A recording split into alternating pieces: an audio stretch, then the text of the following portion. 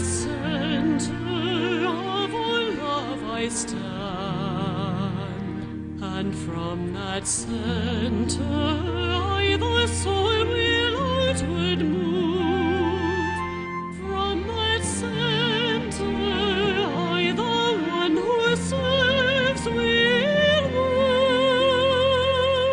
May the love of the divine self be shed abroad in my heart, through my group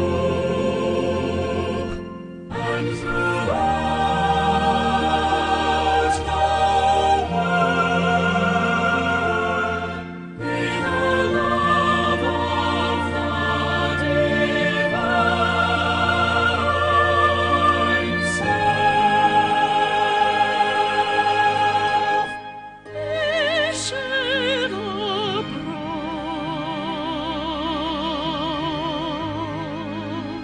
abroad in my heart, through my group and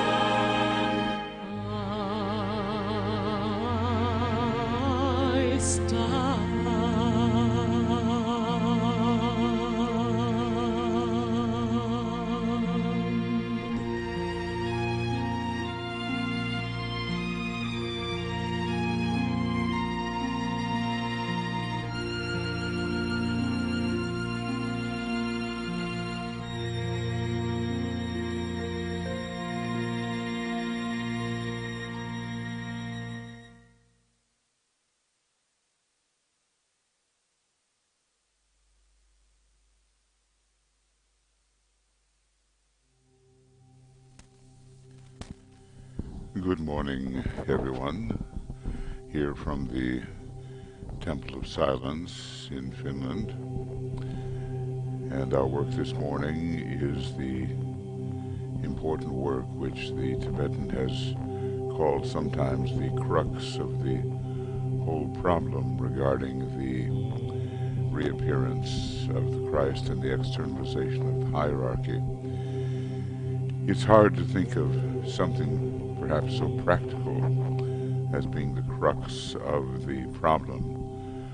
One has been trained perhaps to think of the hierarchy and the Christ as almighty and able to overcome all obstacles on their own, but according to the dictum of free will and the law of freedom, as found on Sirius, which influences our entire initiatory process, humanity itself must be involved. And that famous painting by Hierarchical, which illustrates Christ in the desert, tracing in the sand certain figures, with apparently Master Moria looking on, basically tells us that by human hands and human feet will the temple of the New Age be raised, be uplifted, be created.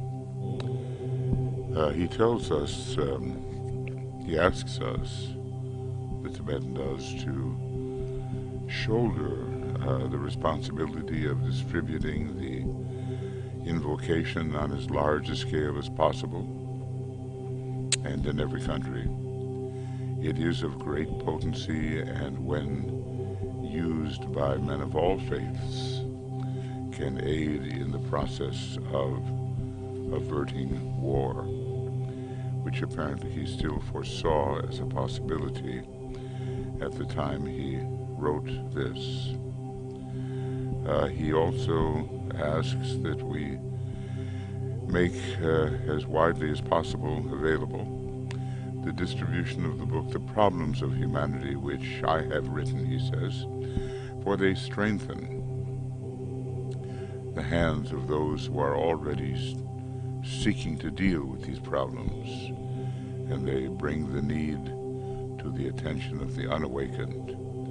And then he, deals exactly with the issue that we face as we work together on these Sunday mornings or Sunday evenings, whenever it's possible, in the different parts of the world.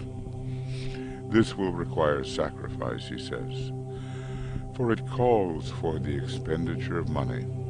Even the hierarchy works through normal channels and needs money, and even the Christ has need of financial resources in order to reach the needy sons of men.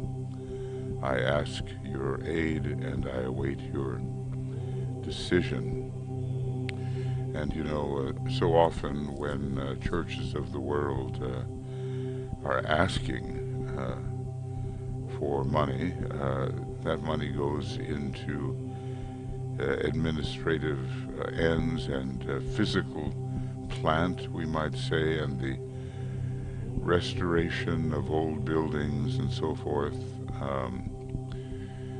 That's not the case as the Tibetan would have it. He says this is perhaps the major difficulty, and it appears to many at times to be an insuperable one. It involves the problem of true financial trusteeship and the deflection of adequate sums of money into channels which will definitely aid in the work of preparation for the return of the Christ. It is closely tied up with the problem of right human relations, and I think we can see it's tied up with our true sense of values. One of the first criteria by which we are judged in terms of our fitness for real discipleship is how we handle our financial resources in relation to the need. And he tells us this meditation is so simple that many of you regard it as innocuous and perhaps futile. Used by many simultaneously, it may shatter the impasse which at present prevents adequate funds pouring into the work which the hierarchy seeks to accomplish. Well, that pretty well says it. And as a result, we have the choice of how we will distribute the resources that pass through our hands, and these are some of the questions we will ask ourselves as usual during this meditation. I want to say that we are living in very difficult times right now. The form of government which reflects hierarchy is democracy. Perhaps monarchy reflects Shambhala, but the true monarchy is not with us yet. And we are told that the battle for democracy will be fought out in the United States. It's happening right now. It's probably because there are so many people who are on the authoritarian sixth ray and have lesser experience than others and go with the values of the personality rather than the values of the soul, which they fail to understand as completely as those who have had more incarnational experience. The second of the great invocations is powerful. it's invocation using the will, and I've been using it at the beginning, perhaps sometimes the beginning, sometimes the end of various of these programs, at least until the forthcoming election is completed, which makes it look like there can be some severe backsliding in terms of what humanity has gained in the northern hemisphere, let us say. And I think let's concentrate on that for a moment, because underneath all that is happening is a smoldering, I would say, an attack by the forces of materialism which want to set humanity back.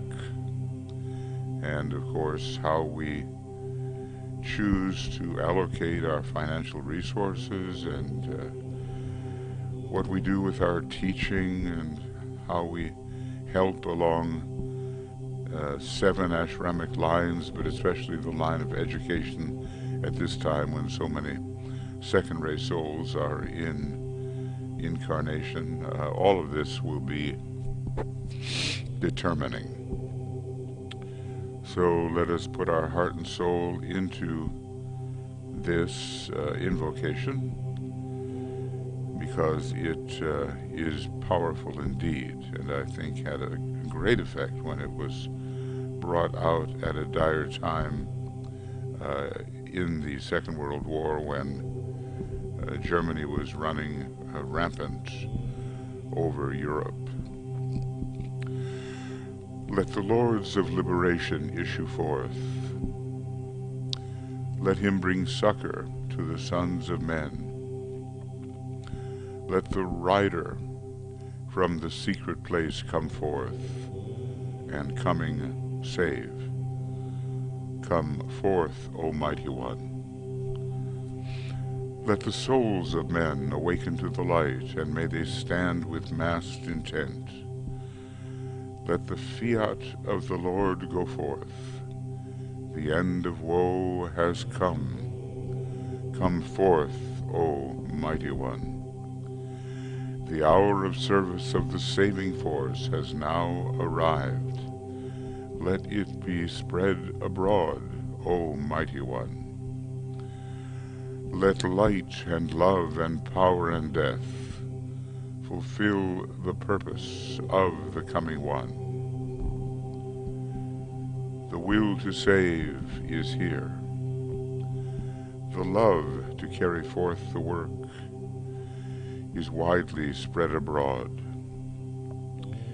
The active aid of all who know the truth is also here.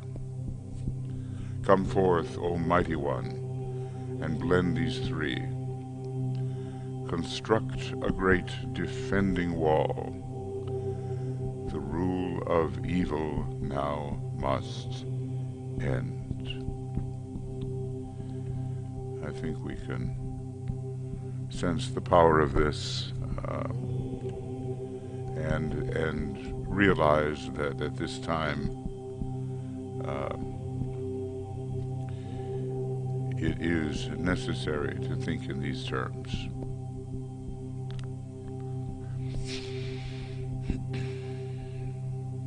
Now we'll get into our meditation.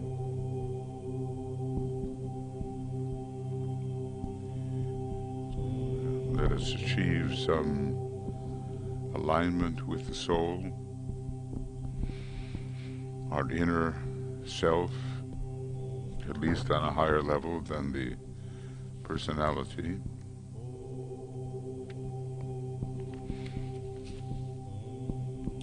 And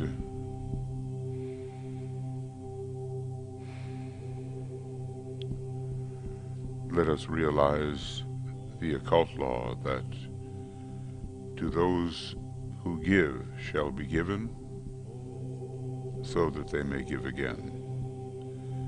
And of course the hierarchy has given far more than we can imagine, and it applies to them, the extension of that idea, to those who give all shall be given.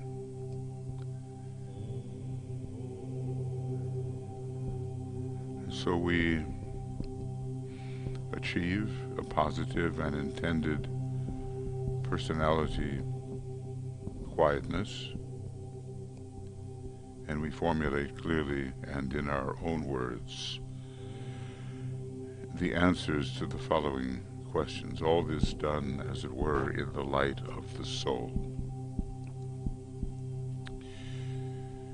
If money is one of the most important things needed today for spiritual work, what is the factor which is at present deflecting it away from the work of the hierarchy?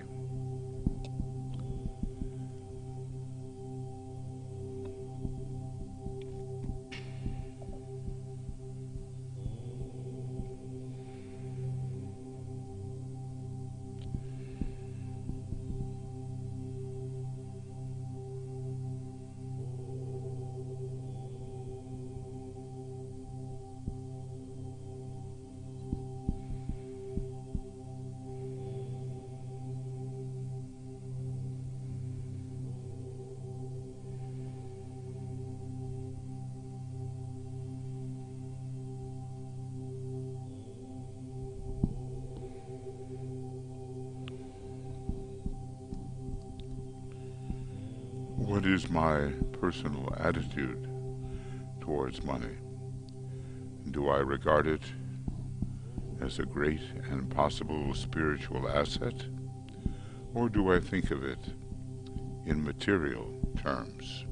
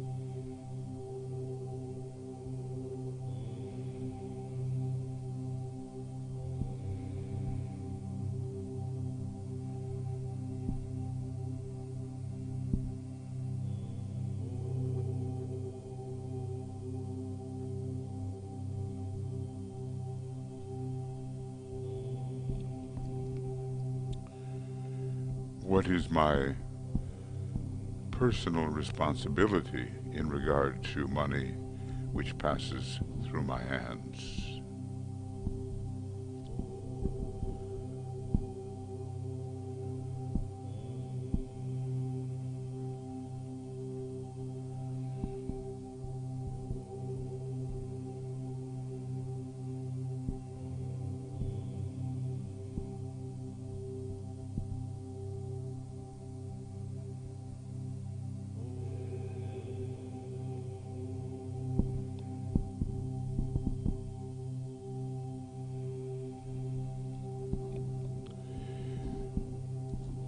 Am I handling it as a disciple of the Masters should handle it?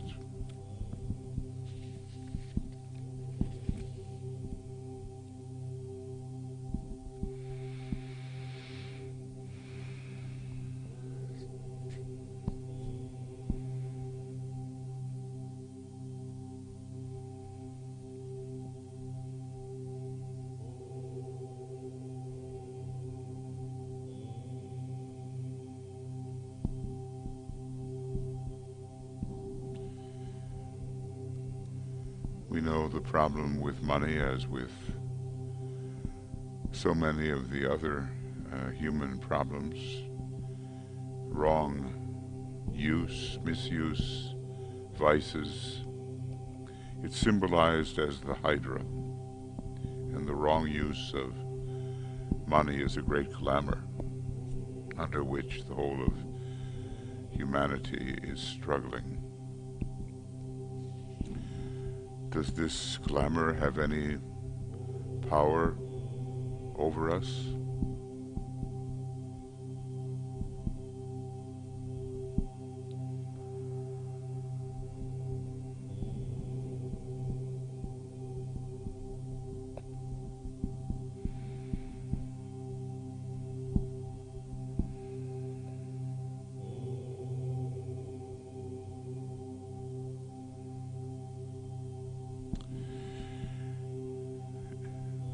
What are the consequences, the weaknesses related to the misuse of money? Succumbing to the second head of the Hydra.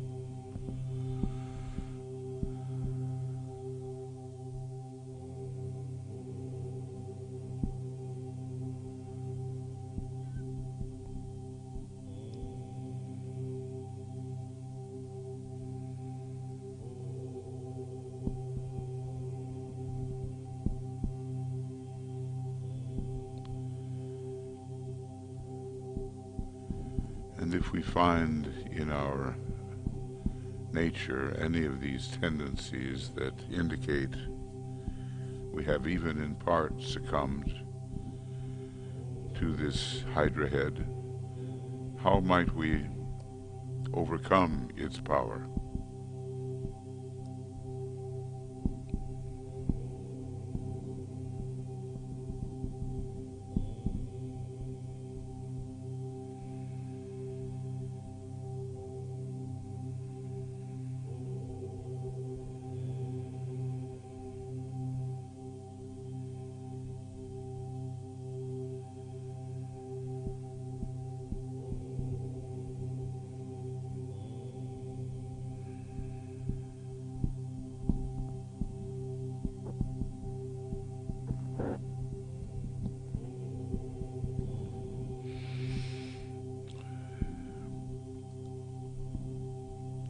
Ponder on the redemption of humanity through the right use of money.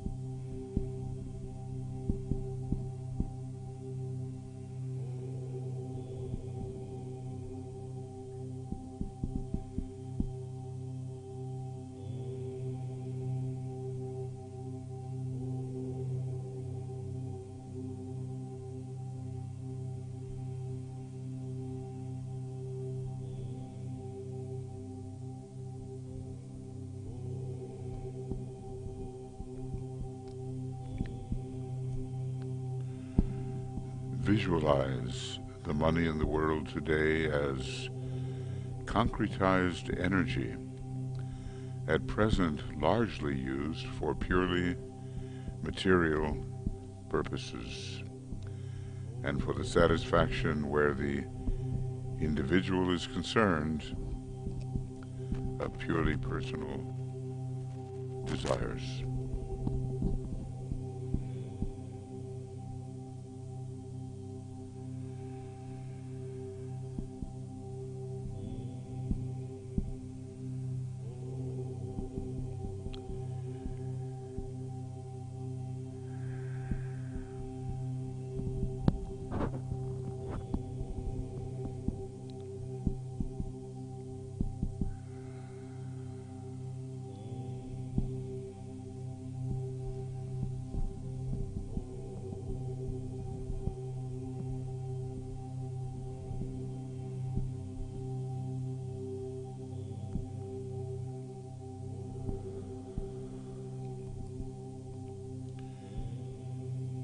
I think we will see that materialism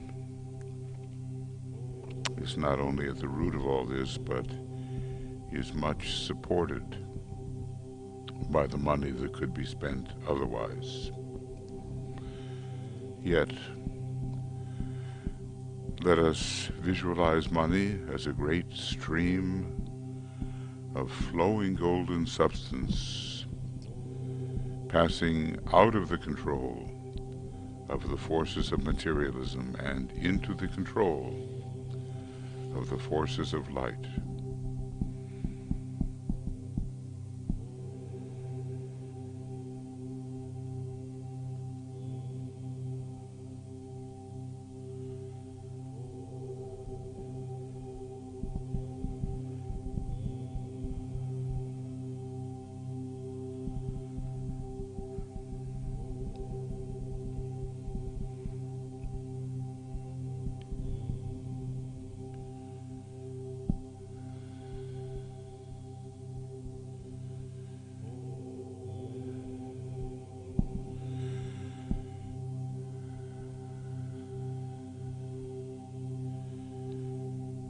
I think we can realize how much the flowing golden substance will be redirected once the hierarchy and the Christ are visible among us, but then these resources are needed to bring them forth in the right way. So let us say the following invocative prayer with focused mental concentration and from a heartfelt desire to meet spiritual demands. O Thou, in whom we live and move and have our being, the power that can make all things new,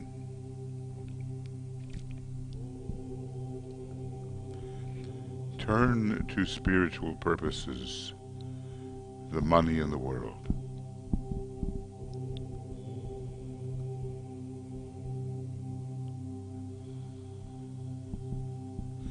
Touch the hearts of men everywhere, so that they may give to the work of the hierarchy that which has hitherto been given to material satisfaction.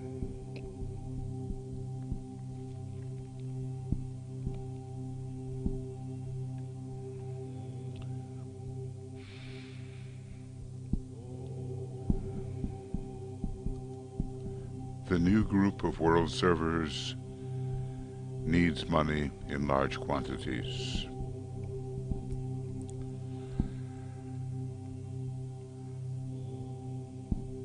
I ask that the needed vast sums be made available.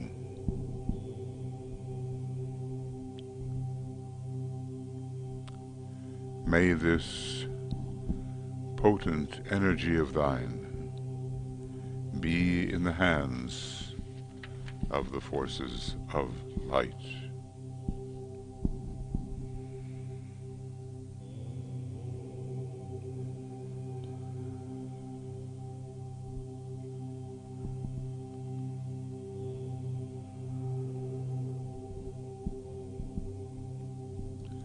And then we visualize the work to be done by those groups which claim our present allegiance. Any group of which we know which is attempting to carry out the hierarchical plan.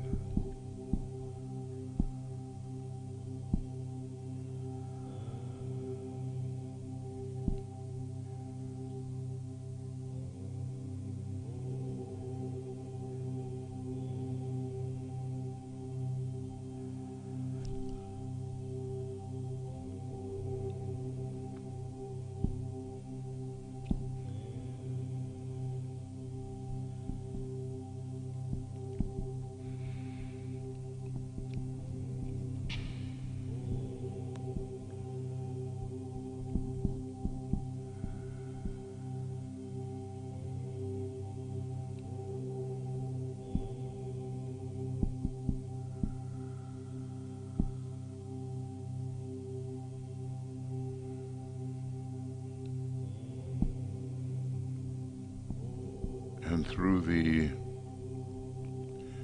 creative imagination and by an act of the will, see untold and unlimited sums of money pouring into the hands of those who seek to do the Master's work.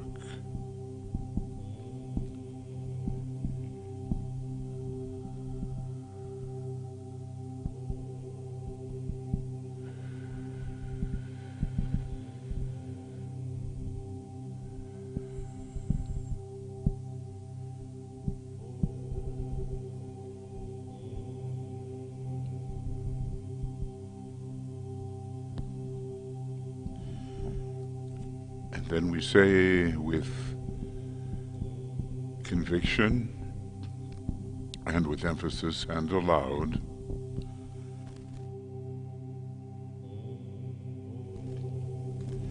He for whom the whole world waits has said that whatsoever shall be asked in His name, and with faith in the response, will see it accomplished.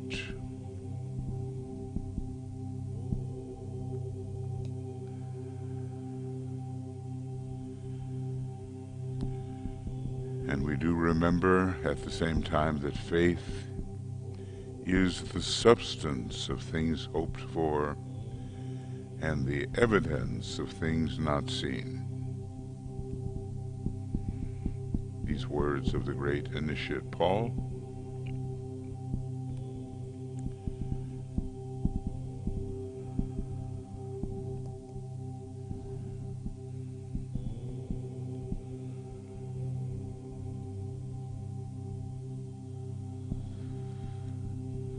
And now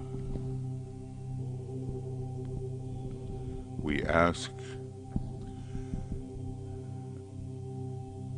the money for, and we can substitute there whatever project, organization, process we wish to support or which we would like to see supported. It's not possible to give to everything, even though one values many, many methods and ways of uplifting humanity.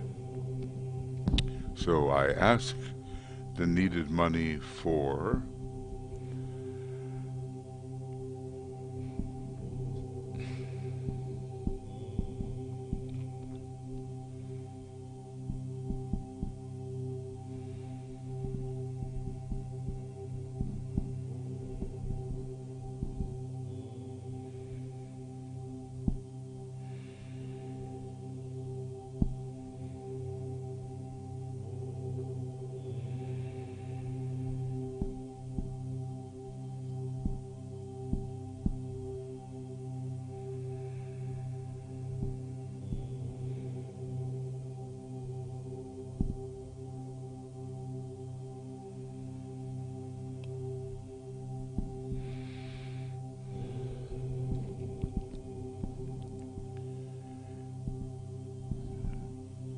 and I can demand it because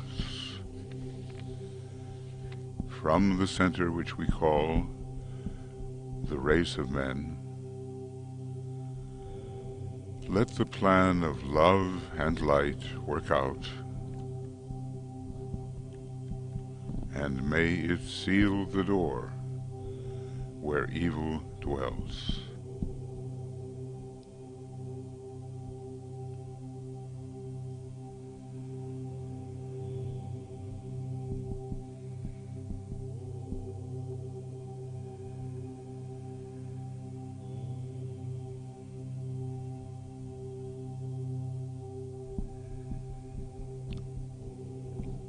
And in our creative imagination, we prepare to give our offering to the Christ and His hierarchy.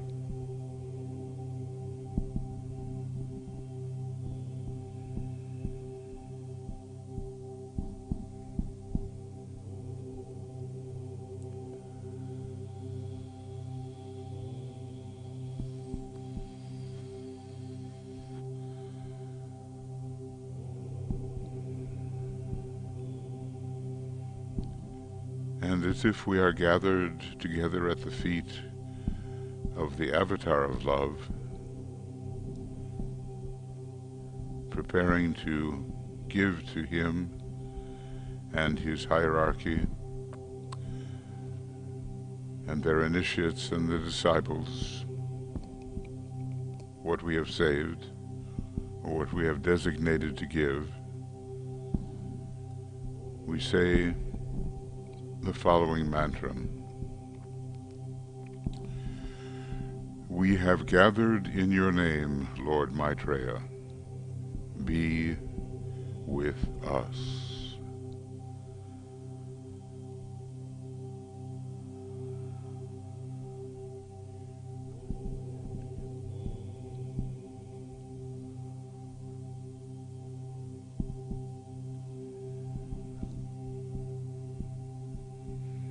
And we offer in our imagination, first in our imagination and then in reality, the money we have saved or designated.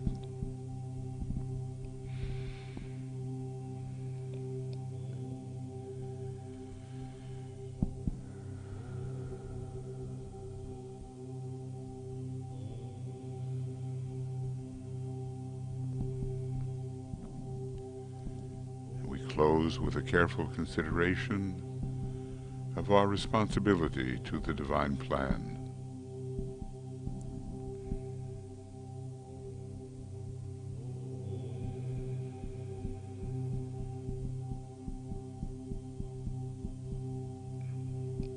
And the Tibetan tells us, be practical and realistic, and know that if you do not give, you may not ask, for you have no right to evoke that which you do not share.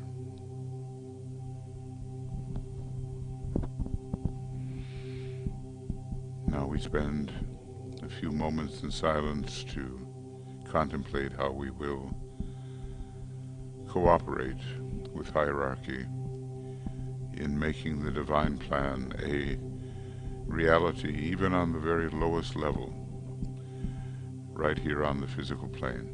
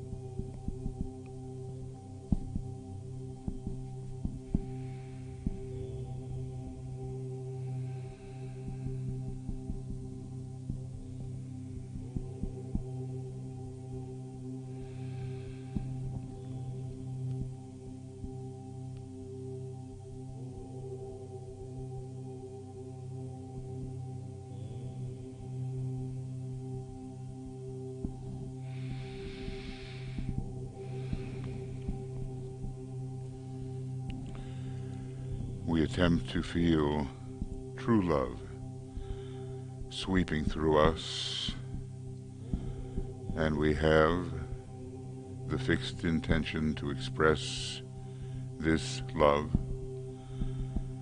to all whom we may contact. It is the great, attractive, and selfless agent in world affairs.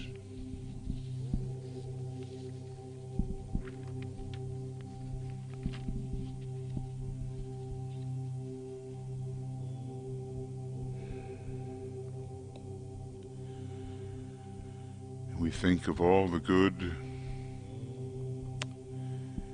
that can be done and is being done.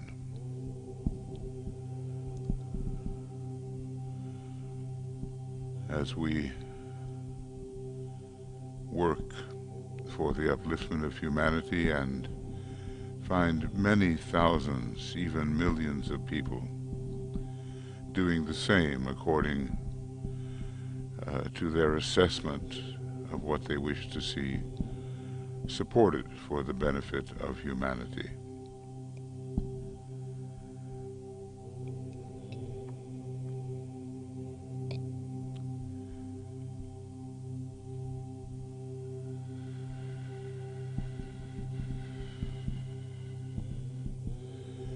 And then we resolve to rhythmically give the money saved, the money intended, to our chosen group or organization, or groups or organizations which work for the Christ.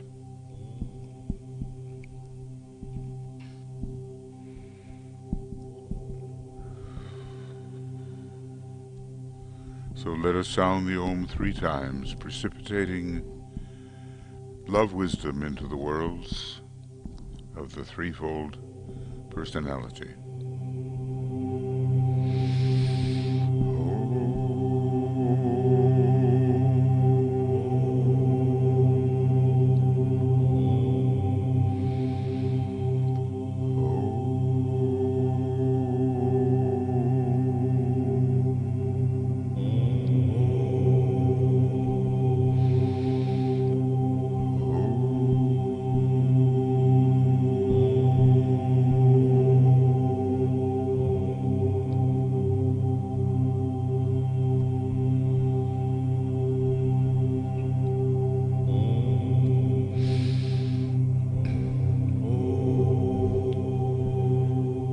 Friends, for being here with us. 2 years in the North, I'm here, and we're very happy that you are able to join us, even though the hour is late for some. Next week, we'll be having the full moon in Libra. And we'll resume, we'll also have the sacred pentagram work.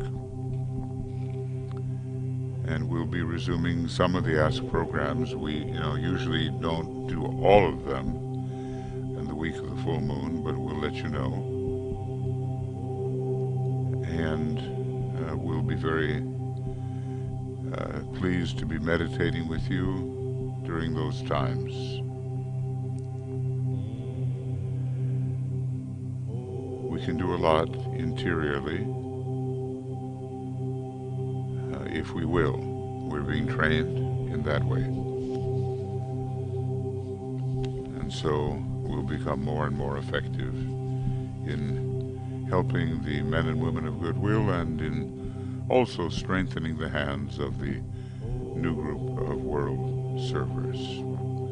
I'm simply going to close with our great invocation and our gratitude for your presence.